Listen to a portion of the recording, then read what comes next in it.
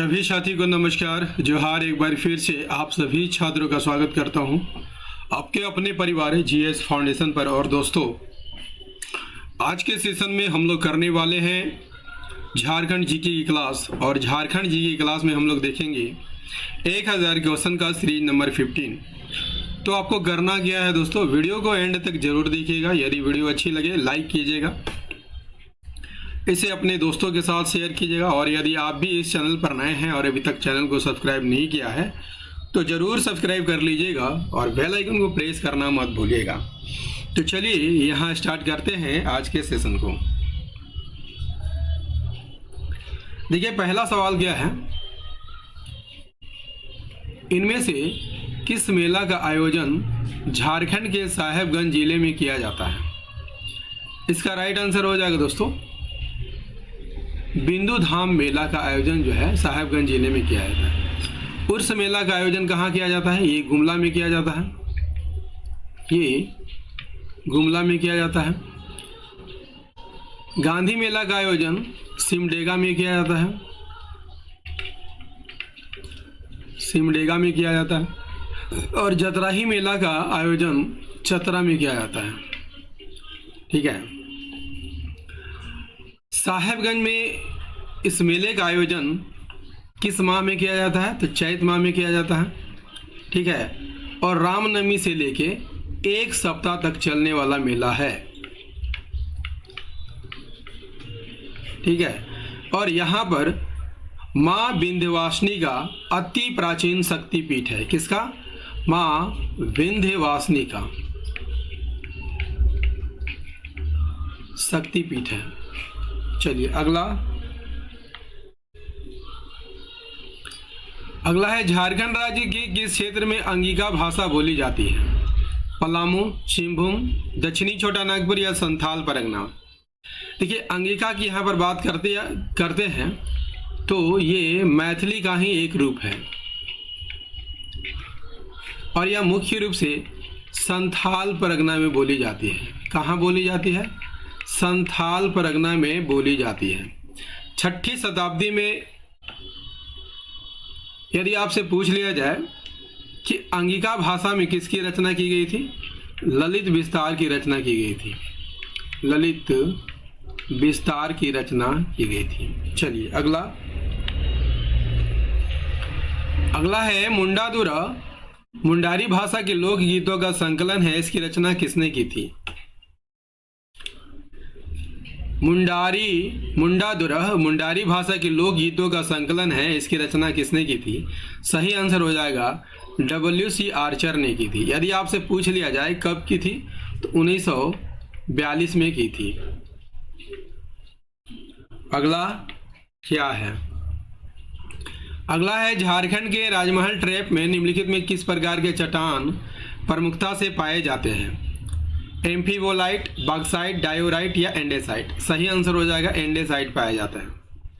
राजमहल trap में यदि आपसे पूछ लिया जाए किस मिट्टी का विसार है तो काली मिट्टी का विसार है। और इसका निर्माण जो है बैसाल्ट चट्टाने के टूटने से होती है। बैसाल्ट चट्टान के टूटने से होता है। ठीक है। और इसे काली कपासी मिट्टी भी कहा जाता है।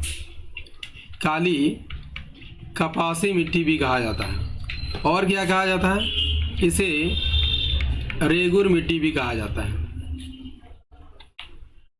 अगला क्या है? अगला है झारखंड का निचला हजारीबाग पठार किस प्रकार के चट्टानों से बना हुआ है?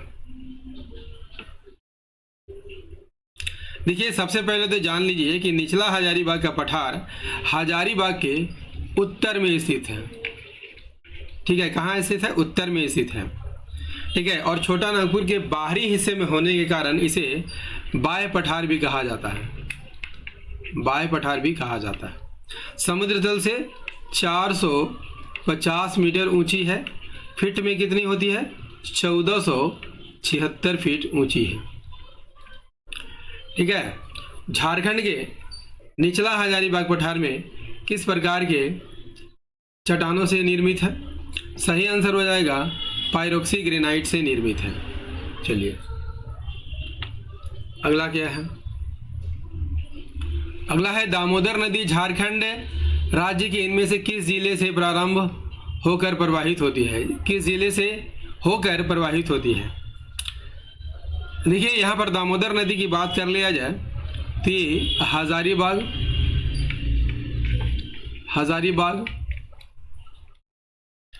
गिरिडीह,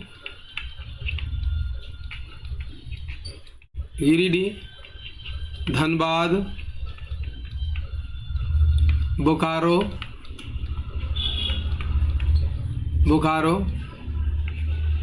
लातेहार और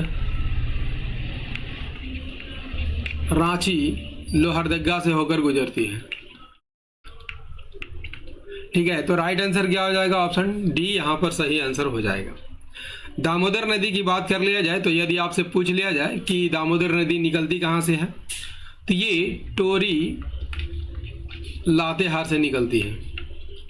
टोरी लातेहार से निकलती है। ठीक है, कहाँ पर मिलती है? तो ये हुगली नदी में जाकर मिल जाती है। इसकी कुल लंबाई 592 किलोमीटर है, लेकिन झारखंड में कितनी है? 290 किलोमीटर। ठीक है, इसका विस्तार कितने वर्ग किलोमीटर क्षेत्र में है? 12,800 वर्ग किलोमीटर क्षेत्र में है।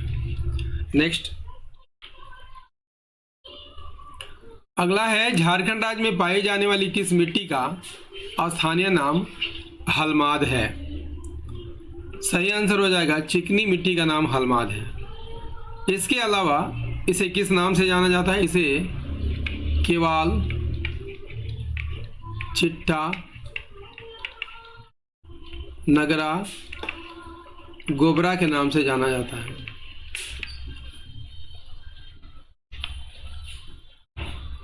अगला है झारखंड राज्य के किस क्षेत्र में संरक्षित वनों का सर्वाधिक विस्तार है?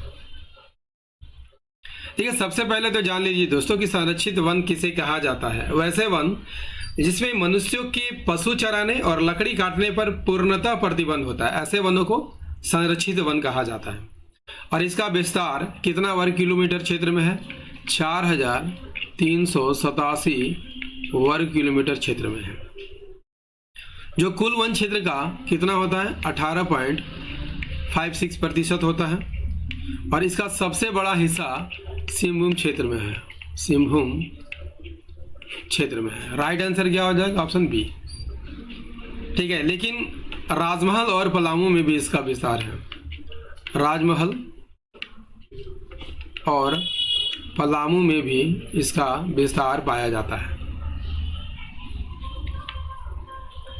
अगला है CAMPA यानी कैंपा का गठन किस उद्देश्य की पूर्ति हेतु किया गया था? कैंपा का गठन किस वर्ष किया गया था? 2009 में किया गया था।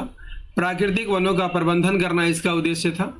वन्य जीवों का संरक्षण करना भी इसका उद्देश्य था और आधारभूत संरचना का विकास करना भी इसका उद्देश्य था। तो राइट आंसर हो जाएगा ऑप्शन डी। नेक्स्ट है झारखंड राज्य का दूसरा बड़ा वन्य जीवन अभयारण्य कौन सा है? दूसरा, सबसे पहले जान लीजिए दोस्तों कि झारखंड का सबसे बड़ा अभयारण्य कौन है। तो झारखंड का सबसे बड़ा अभयारण्य जो है पलामू अभयारण्य है। ठीक है, इसका विस्तार 794 वर्ग किलोमीटर क्षेत्र में है। इसके बाद लावालौंग का स्थान है। ठीक है, लावालौंग कहाँ पर है? तो लावालौंग चतरा में है। ठीक है, और कितने वर्ग किलोमीटर क्षेत्र में फैला हुआ है? 186 वर्ग किलोमीटर क्षेत्र में फैला हुआ है। ठीक है, इसके बाद हजारीबाग अभयारण्य का स्थान है।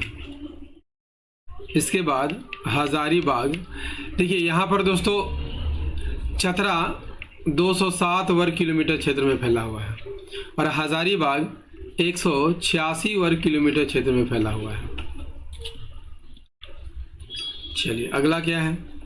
अगला है भदाई खरीफ फसल की कटाई किस माह में होती है? देखिए भदाई फसल जो है बैसाख माह में यानी मई जून में बोई जाती है।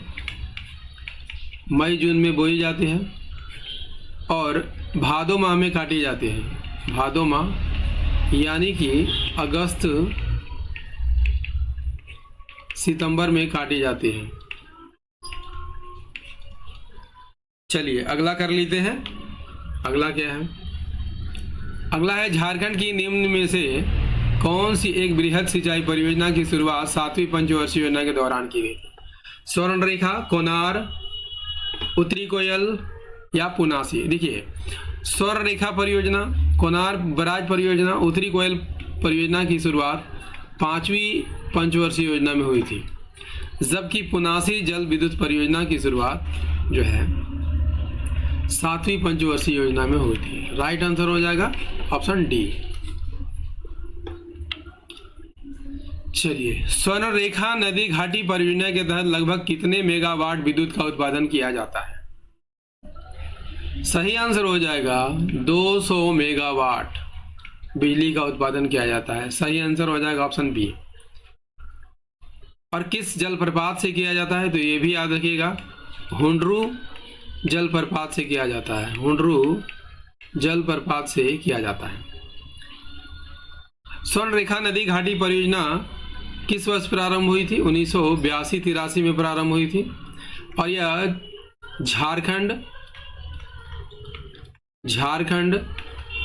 पश्चिम बंगाल और उड़ीसा की संयुक्त परियोजना है। और किसके सहयोग से चलाई जा रही है? ये विश्व बैंक के सहयोग से चलाई जा रही है। विश्व बैंक के सहयोग से चलाई जा रही है। नेक्स्ट है, झारखंड ऊर्जा नीति की घोषणा किस वर्ष की गई थी? सही आंसर हो जाएगा 2012 में।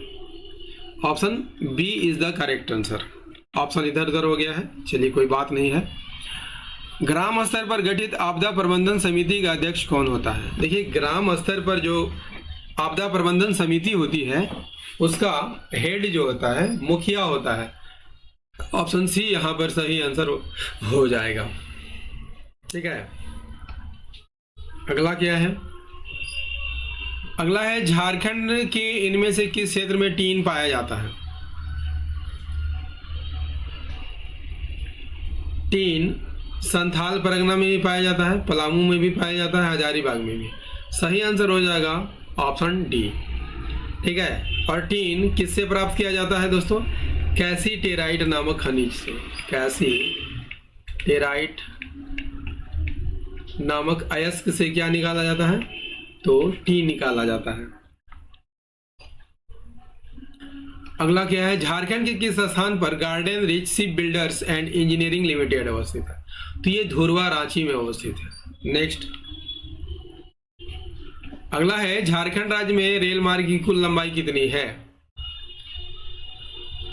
देखिए, झारखंड में सबसे पहले रेल लाइन का निर्माण 1862 में हुआ था। याद रखिएगा, कहां से कहां तक? कलकत्ता से राजमहल तक। कलकत्ता से राजमहल तक निर्माण हुआ था। ठीक है, और यदि आपसे पूछ लिया जाए कि पुरुलिया रांची रेल मार्ग का निर्माण किस वर्ष हुआ था? ये हुआ था 1907 में। इसके बाद रांची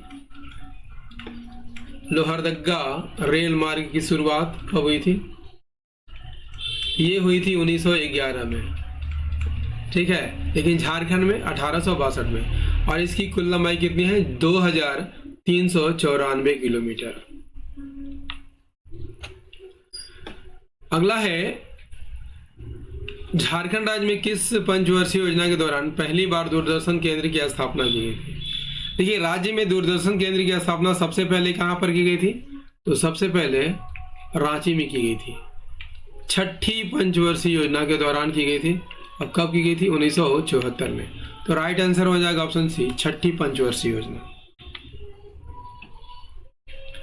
अगला है, पंचायत जल विद्युत परियोजना की उत्पादन क्षमता कितनी है? सही आंसर हो जाएगा 40,000 मेगावाट। ऑप्शन सी यहां पर सही आंसर हो जाएगा। ठीक है, पंचायत जल विद्युत परियोजना धनबाद और पुरुलिया की सीमा पर है। धनबाद और पुरुलिया की सीमा पर है। नेक्स्ट, और दोस्तों, ये सेशन आपको कैसा लग रहा है कमेंट करके जरूर बताइएगा। अगला है झारखंड सरकार द्वारा किस वर्ष मुख्यमंत्री ग्राम सेतु योजना शुरुआत की गई थी? सही आंसर हो जाएगा 2001 में की गई थी। उद्देश्य क्या था? प्रखंड मुख्यालय से जुड़ने वाले सभी सड़कों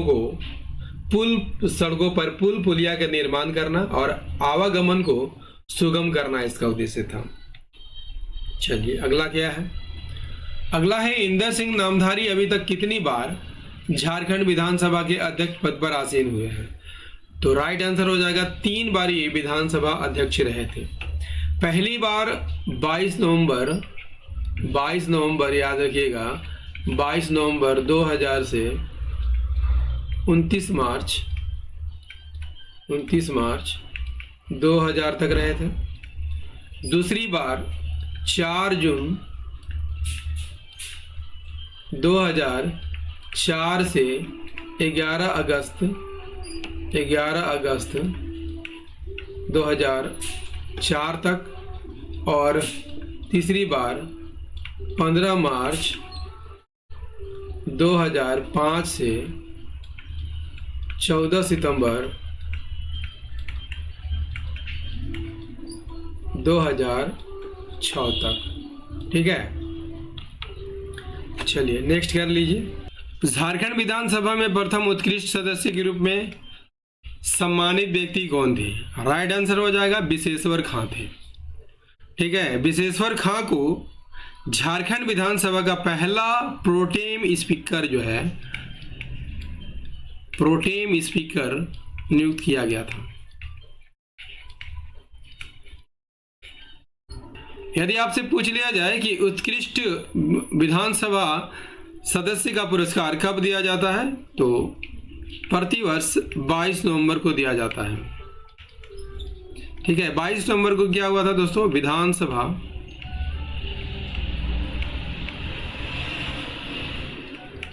की स्थापना की गई थी, इसीलिए विधानसभा स्थापना दिवस मनाया जाता है।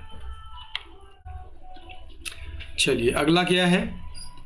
और दोस्तों आपको सेशन कैसा लग रहा है कमेंट करके जरूर बताइएगा, है ना। झारखंड लोक सेवा आयोग में अध्यक्ष सहित कितने सदस्यों की नियुक्ति का प्रावधान है? देखिए, झारखंड लोक सेवा आयोग के गठन और सेवा शर्तों के अनुसार जो है आयोग में एक अध्यक्ष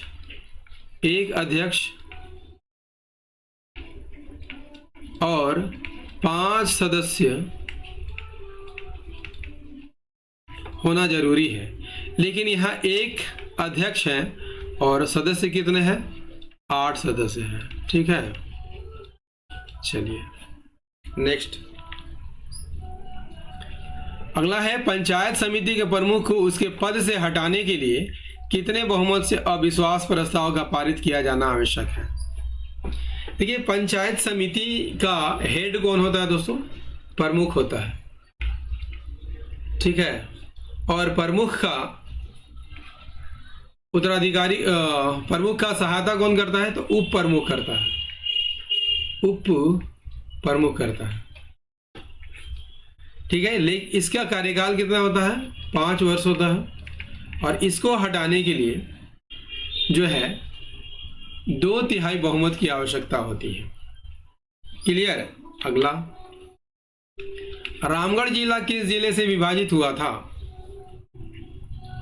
देखिए, सबसे पहले बात यहां पर कर लिया जाए कि रामगढ़ बना कब था? तो 12 सितंबर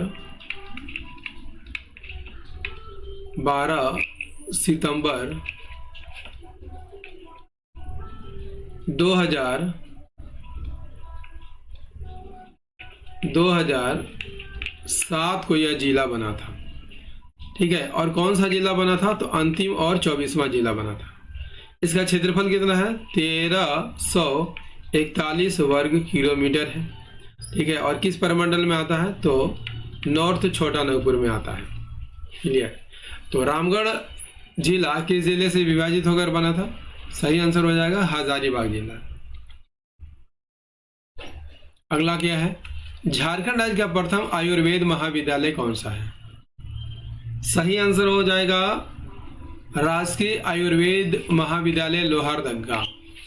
ऑप्शन ए यहां पर सही आंसर हो जाएगा। अगला क्या है? अगला है झारखंड राज्य की उस नदी का नाम बताएं जो मार्ग बदलने हेतु कुख्यात है। देखिए, शंख नदी की यहाँ पर बात कर लिया जाए तो कहाँ से निकलती है? चैनपुर गुमला से निकलती है, ठीक है। और अजय नदी की यहाँ पर बात कर लिया जाए तो ये बिहार से, जमुई बिहार से निकलती है, जमुई बिहार से निकलती है। कोयल नदी पिस्का रांची से निकलती है। और सकरी नदी, कमेंट करके बताइएगा दोस्तों कि सकरी नदी कहाँ से निकलती है, ठीक है। लेकिन यही नदी जो है मार्ग बदलने के लिए कुख्यात है। चलिए अगला क्या है? झारखंड के किस स्थान को पंडे पुजारियों की नगरी कहा जाता है? सही आंसर हो जाएगा दोस्तों, देवघर को कहा जाता है, ठीक है। इसे मंदिरों का शहर भी कहा जाता है, इसे मंदिरों का शहर भी कहा जाता है, ठीक है। और यहाँ पर 12 ज्योतिर्लिंगों में से एक कौन है? मनोकामना लिंग है, मनोकामना लिंग। चलिए अगला क्या है, कर लीजिए। टेम्पल ग्राउंड किस स्टेडियम का पुराना नाम है? टेम्पल ग्राउंड किसका पुराना नाम है? देखिए, टेम्पल ग्राउंड को नॉर्थ पार्क ग्राउंड भी कहा जाता है, नॉर्थ पार्क ग्राउंड भी कहा जाता है, ठीक है। और किसका पुराना नाम है? तो ये कीनन स्टेडियम का पुराना नाम है। कीनन स्टेडियम जमशेदपुर में है और इसका निर्माण 1939 में हुआ है। और कीनन स्टेडियम का नाम जो है किसके नाम पर रखा गया? जॉन लॉरेंस कीनन के नाम पर, जॉन लॉरेंस कीनन के नाम पर रखा गया था, ठीक है। ये कौन थे? टाटा स्टील के जनरल मैनेजर थे, टाटा स्टील के जनरल मैनेजर थे। नेक्स्ट दोस्तों, झारखंड जीके का ये सेशन आपको कैसा लगा? उम्मीद करता हूं काफी अच्छा लगा होगा।